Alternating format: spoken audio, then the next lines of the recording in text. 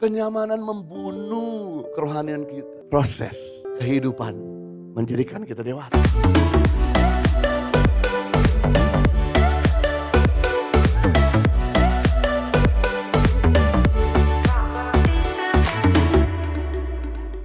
Yang ketiga, bagaimana kita bisa memiliki power unity, bisa terjadi ketika kita sama-sama bersedia dibentuk. Ketika kita sama-sama bersedia dibentuk menjadi dewasa.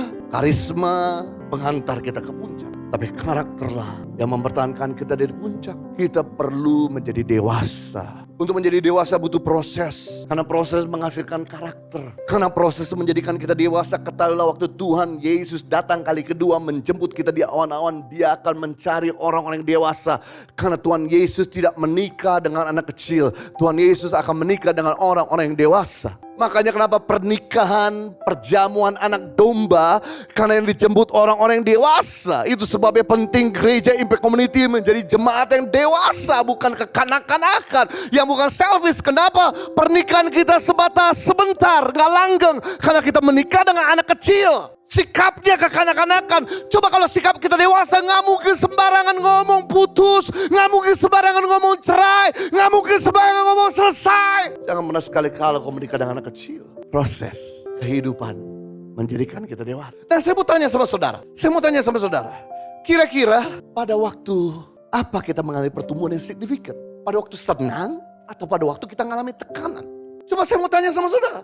Pada waktu apa kita mengalami pertumbuhan yang signifikan, mengalami kedewasaan? Pada waktu kita dalam keadaan nyaman atau dalam keadaan kita sedang mengalami proses? Jawabannya adalah kita mengalami proses. Jadi jangan alergi sama proses yang Tuhan izinkan. Karena itu yang mendewasakan kalian. Yang buat kalian lebih bertumbuh. Yang buat kalian menjadi dewasa. Orang yang dewasa akan melihat semua masalah sebagai kesempatan emas.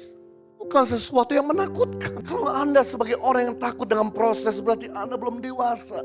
Karena orang dewasa melihat proses, tekanan dan masalah sebagai kesempatan emas untuk bertumbuh. Ada seorang tokoh Kristen, saya gak usah sebut namanya, dia sudah dipanggil Tuhan. Dia berkata ini, jangan sekali-kali kau tekan orang Kristen. Begitu kau tekan orang Kristen, orang itu Kristen itu akan semakin bertumbuh. Kalau kau pengen bunuh orang Kristen, biarkan dia merasa nyaman, maka dia akan mati dengan sendirinya.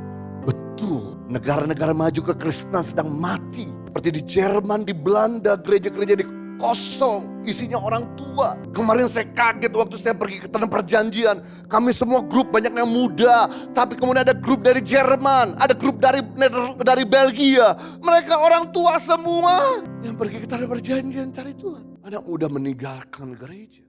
Kenapa? Karena kenyamanan. Kenyamanan membunuh kerohanian kita. Tapi negara-negara yang under penganiayaan kekristenan betapa bertumbuhnya. Itu sebabnya kita perlu di sini berasa enjoy dengan proses. Impact Community Indonesia telah mengadakan 3 kali ibadah setiap hari Minggu. Pukul 9 waktu Indonesia Barat, pukul 11 waktu Indonesia Barat, dan pukul 13 waktu Indonesia Barat. Di MOI, Mall of Indonesia Kelapa Gading, lantai P3. Ketiga ibadah disertai ibadah anak dan remaja.